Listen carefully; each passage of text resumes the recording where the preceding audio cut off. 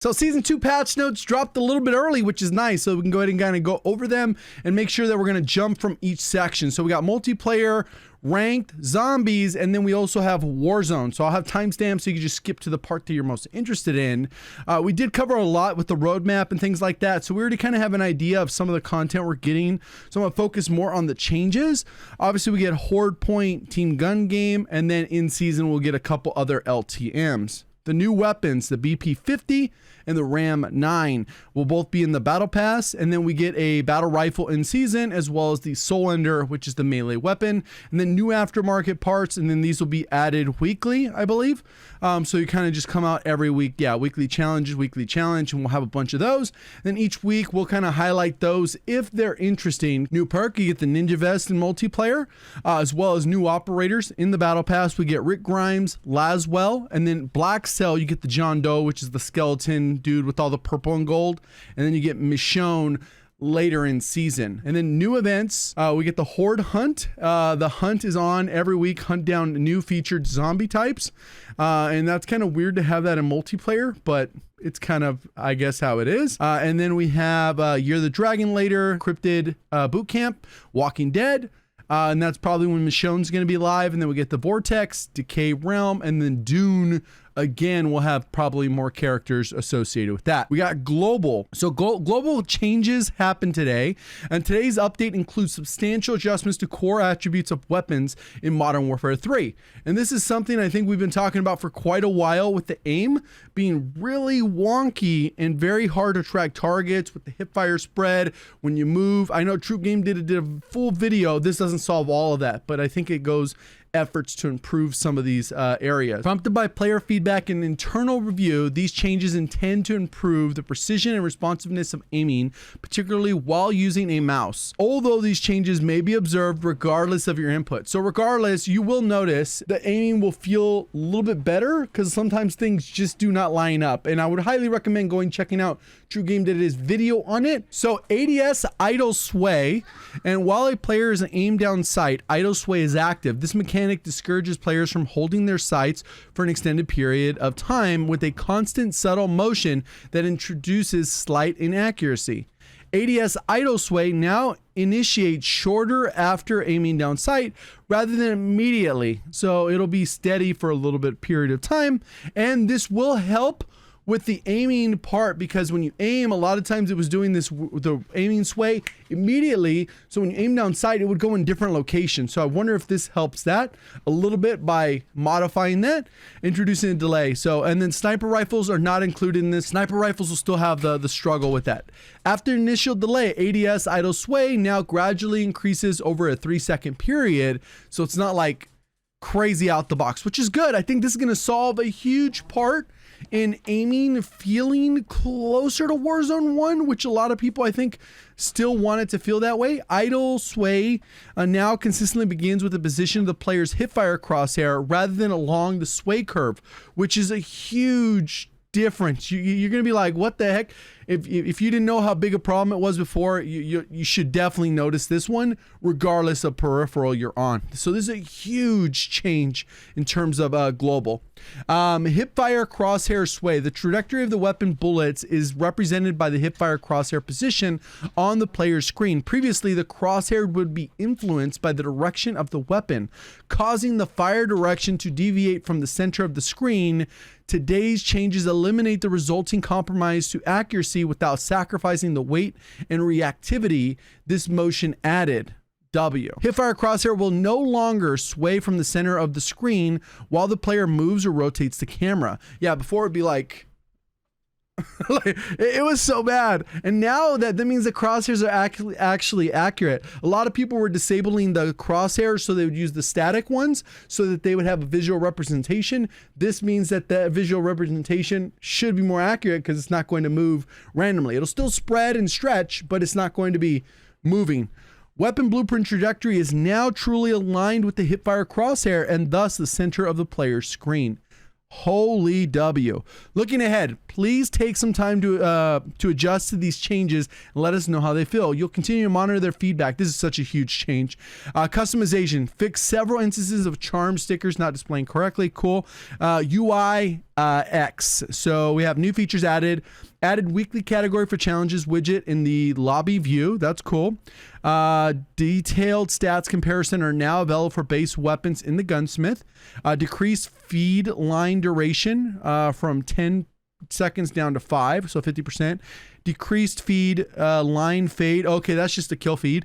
Event category is now displayed first in the list of weapon camos. Cool. Yeah, because a lot of those ones are generally the best, so you don't have to scroll all the way to the bottom to get that. That's kind of just a convenient factor. They probably see people equipping the event ones more often, especially since those get added pretty regularly. Bug fixes, quite a bit of those. Gameplay, addressed an issue causing field of view to set to higher than intended on infill, and that was primarily on console for whatever reason. You get like 180 FOV. Players will no longer dive while using the slide only option on controller. W, decreased delay before health regeneration begins from 4 seconds down to 3.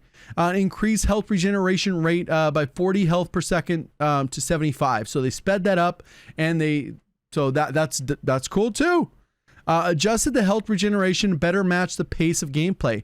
Now, for example, it only takes about 5 seconds to heal from 1 HP up to full health, down from the previous 7.5 seconds or so. These changes aim to enhance the intensity and satisfaction of gunfights. We look forward. This one's good. They're kind of reverting it slightly to what they had when I think it was better. I think it was slightly.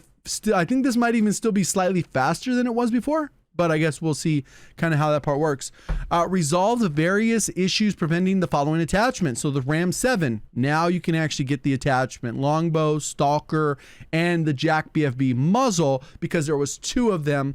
If you ever went to the SMG, you're like, why can't I equip it? Now you can. Added missing laser attachment for the camo challenges for marksman rifles. Breacher drone kills will no longer count towards frag grenade kill challenges. Resolved an issue with the Juggernaut recon. And then maps. MW2 carry forward maps are now available in the quick play, high rise, sub base, terminal, underpass, and wasteland. Modes: private match, corrected HUD elements after changing teams in war. Disabling perks via game rules will no longer prevent from blueprints from being displayed. And then weapons and attachment decrease the melee lunge distance of all MW3 to align with MW2, because those ones are still better. Increase the movement speeds of all MW2 weapons to align with MW3. That's good. Added gun kit control and recoil control benefits in tac stance for all weapons. And then we get the weapon changes there. Warzone did get its own changes, so I would imagine they don't align. This will be linked in the description if you want to check that out. I know Exclusive Ace normally handles the multiplayer weapon details, so I don't usually touch on those too much. Medbox, decrease the time to deploy. Munitions, decrease the time to deploy. So they actually are speeding up the game quite a bit. My God, they were cooking. So ranked, it's exactly what it was before. They added some weapon restrictions here, but other than that, it's pretty much the same for multiplayer ranked. And then we got zombies. New content coming in season. Check out the Call of Duty blog. Increase the drop chance of ammo pouches in high threat zone. Cool. Season 1 weapons. New weapons introduced in Season 1 have been added to the loot pool and mystery box. Ray gun damage has increased for both the base weapon and the Pack-a-Punch. Base projectile speeds have been increased. W, it was kind of terrible. And then reduce the damage the ray gun will deal to its owner. Obviously, you just got to have the right perks. And then Scorcher, decrease the time between pressing the fire and scorching charging up. That's cool. So we're buffing the wonder weapons. Nice. The VR11 will now hit and deal damage to the ether worms. Wonder how much. The HRM9, address the issue preventing players from unlocking the HRM via exfilling with this weapon in their inventory. So that'll be a W for your friends that missed out. Crossbow, address an issue preventing players from infilling with the arrow's blueprint. Dual Kodachis, address an issue with that. Juggernauts, address an issue prevented players from switching weapons after using a Juggernaut. Yes, you had to drop the weapons, then repick them up to be able to get back to your fist or whatever. Close various duplication exploits with the Juggernaut. Nice. Close an exploit that allowed players to carry more than 2 weapons via the Juggernaut. Yeah, there's a weapon duping. And then close an invulnerability exploit. Nice. Customization prevented. Okay. And then address an issue that took players to Modern Warfare Zombies main menu when attempting to preview a camo. Yeah, those are annoying. Remove some inactive UI prompts that plea for help requested screen stability, various crashes. I wonder if they're ever going to find figure out the tombstone glitch. We'll see if it's fixed. Probably not. We'll see how that goes. Now into Warzone patch notes. So we got the events, which we've already kind of talked about. Those were already covered in the general section. Battle Pass, cool. PC updates, added the ability HDR10 gaming feature, cool. Then we get Fortune's Keep. And the nice part, I'll go ahead and cut to it, is that it will be available for all playlists for 2 weeks for sure. We'll find out what happens after that. But it'll be in ranked, trios, and then solos, duos, trios, and quads for that and big map, and then we still have plunder. I think the leaderboard should be dropping today, or the combat record for the Resurgence. We'll have to see once we get in game. We already know what the POIs are. I know a lot of people dropped gameplay last week. We covered the map last week, so that one should be a lot of fun. Warzone Ranked, it's going to follow the similar rule set. The only difference with Resurgence is there is a death penalty, so pretty straightforward with that stuff. There are certain things you got to be aware of, but you know, we'll get into limitation. When you're creating a class, you'll know that you can't make snake shots or certain optics, and you'll kind of have to build those out. This is all kind of what you get in a ranked rule set to kind of narrow it. I think these should be pretty competitive because with 50-ish player lobbies versus 100 or 120 or whatever the case is, it will kind of narrow that out so that there's less of those instances where bronze players were in lobbies with like iridescent. It just won't make sense unless obviously you're in a weird party mixture. That should happen less because the lobbies are smaller, so it should be easier to find players to fill those lobbies. Not on day one. People are gonna be grinding today, and the lobbies won't have enough of players at the top end, so it'll probably be a little bit looser at the beginning like they typically do. So additional features is a hot streak. Win a ranked play game to earn a victory streak flames. Okay, that's just kind of how that works. That's normal ranked. And then playlist. So this week we get Fortune's Keep trios in the ranked Resurgence, Battle Royale, all the modes, Resurgence, only Fortune's Keep, so no Vandal, none of the other stuff. And then our Urzikstan, we do get quads for plunder. Next week, it'll pretty much be the same thing, except for Vandals will get quads as well. And Lockdown will be there instead of Plunder. And then General. Season 2 will see continued effort in improving threat-based in-game audio with notable improvements including Ascenders, audio audible distance and volume increased, parachutes, audio audible distance and volume increase, removing it. This is probably one of the biggest issues for me audio wise. Obviously sometimes you can't hear footsteps or whatever, but the parachuting on you and you're watching the kill cam, the dude lands and you don't hear a thing. This should hopefully solve that. Removed environmental sound that could be misconstrued as parachutes.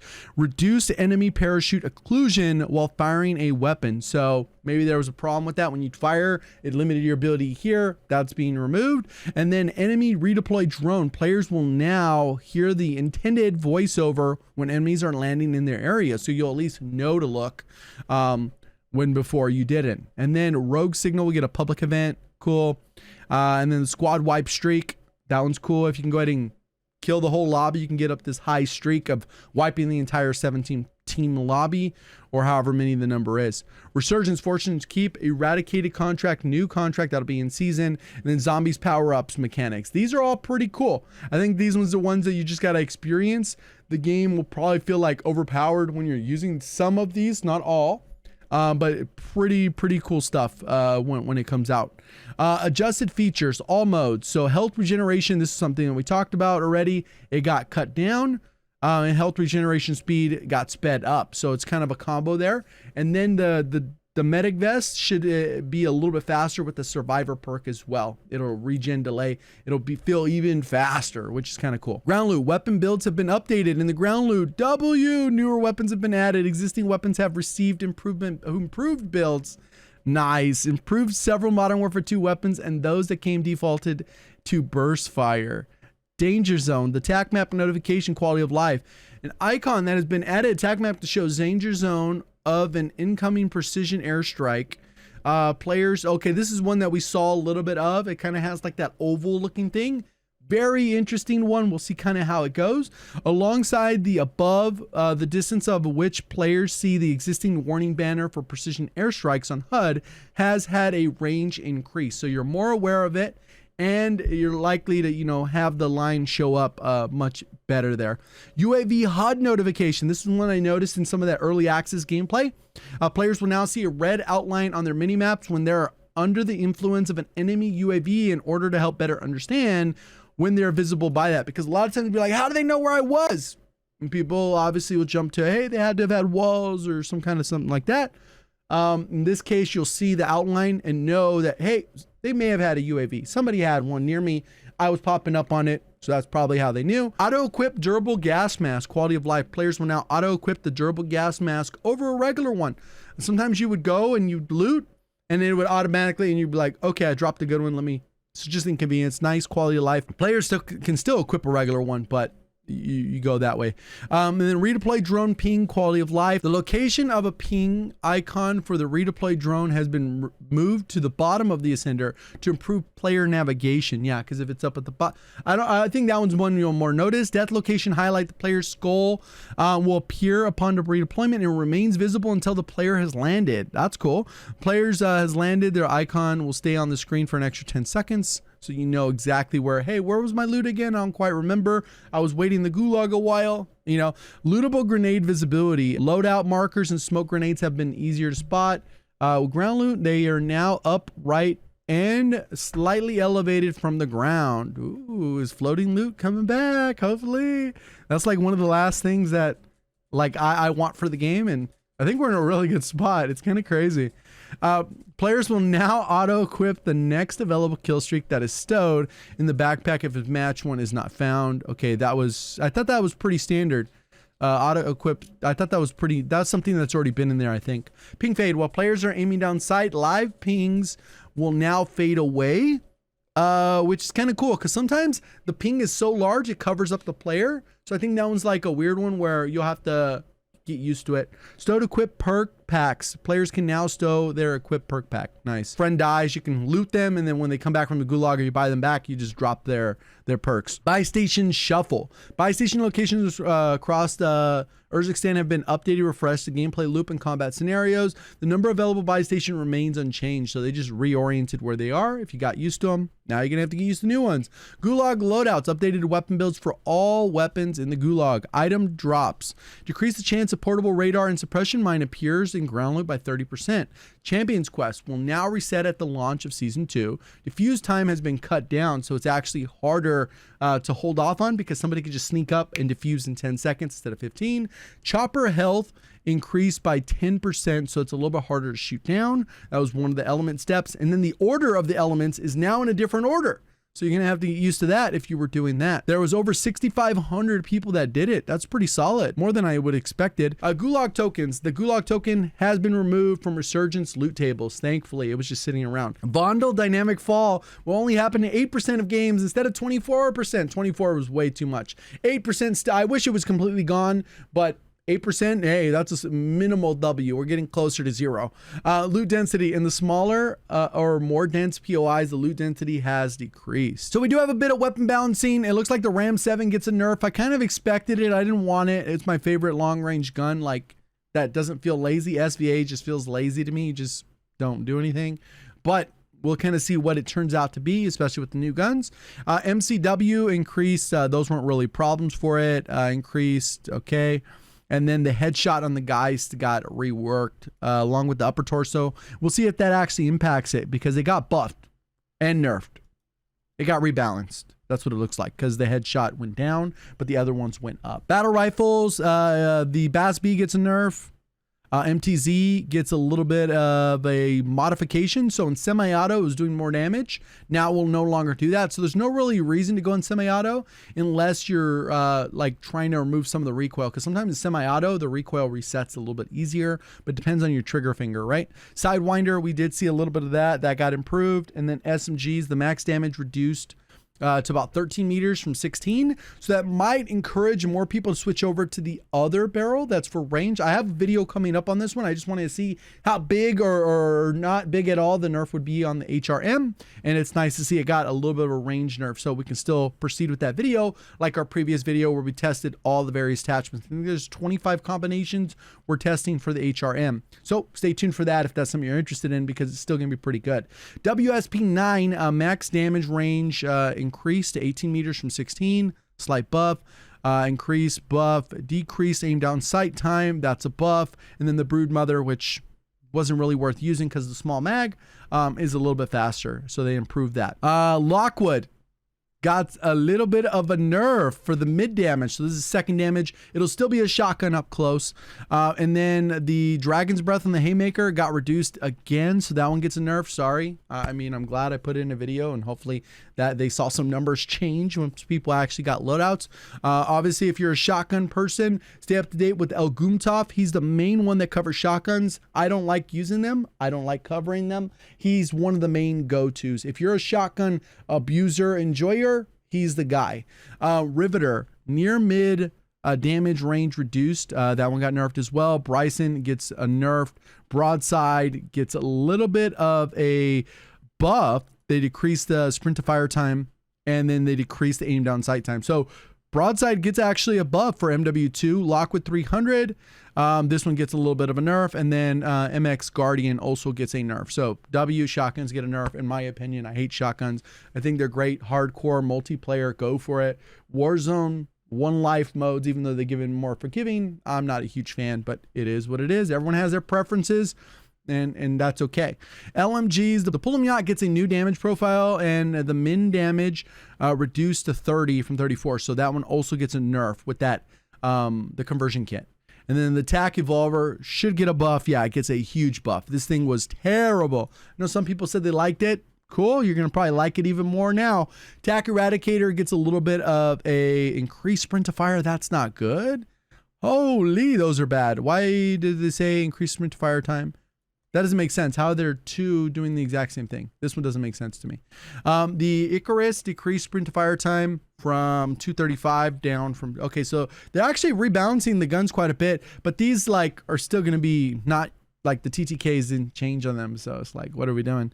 The marksman rifles decreased the headshot multiplier to 1.4 down from 1.8 for the enforcer. Yeah, I know a lot of people were enjoying that gun. But it was kind of still giving you a little bit of those interceptor vibes. And then we got MCW. Okay. Not a huge deal there. LMS decrease. Okay. Neck damage for the crossbow increase. So I think they want you to be able to get a one-shot kill with a crossbow. By making the profile even more and widening the one-shot. Yeah, that makes sense. Then the Stalker. Now, this is a huge one. Don't be alarmed if you're a sniper hater, one-shot sniper hater.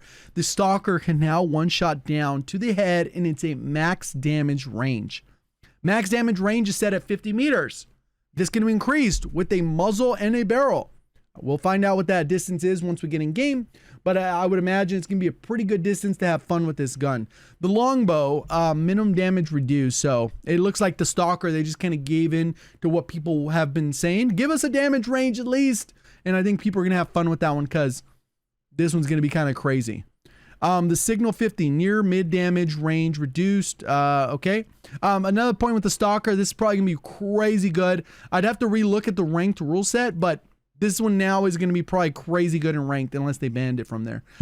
Signal 50, near mid damage reduced. Okay. And then the SPX, increased aim down sight. Handguns, reduced the movement penalty by 50%. Holy, that's huge. That's going to be a lot of fun with that gun then. At least for multiplayer. Stinger, we got increased. They actually increased the close range damage. That's good. So maybe more people will use actual secondary handguns. The Deagle gets a buff. The Basilisk gets a little bit of a buff. Melee weapons all get nerfed to basically match the lunge distance of MWIII. So there you go. And then the Jack BFB gets those changes that we already kind of talked about, but in this area. General adjustments. Several perk descriptions have been updated. Perk adjustments. So Flex, revised audio levels while equipped, and then Irradiated now does a 20% reduction to damage instead of 10 in the gas, which that should be a pretty substantial difference, and then allows players to replace armor plates while in the gas. Cool. Battle Harden now shows an icon to resist the kill streak owner when player resists the Guardian. Quick Fix will now correctly begin regenerating health. Good. That was bugged for a bit there. And then Shrouded deployed a smoke grenade has slightly random offset, so that is not directly in the center. Good move, so that people don't just aim at the middle and still kill you. Claymore, following related changes, bug fix. Players can now expect the following damage values. Close 170, far 100, and then C4, Breacher Drone, also gets nerfed. C4 gets a little bit of a buff on velocity, which is going to change the range from 5. This is going to be like Warzone 1 range. Wonder if C4s will come back. It needs to destroy vehicles or else it doesn't, right? Frag grenade, close damage decreased, mid damage increased, and then the far damage increased. So they kind of made nades still feel super strong, but the close range damage, oh no. Frag grenades got buffed all the way across the board. That's crazy. So it was incorrectly dealing damage, but now it's accurate, but now they buffed it to make it, I don't know. And then the gas masks, they don't last as long. 100 health down from 120, and then 200 down from 240. Bunch of other bug fixes. I'm excited to jump in. A lot of these are things that we've been asking for a while. Let me know your thoughts. Appreciate the support. Thank you for watching as always. Have a great day.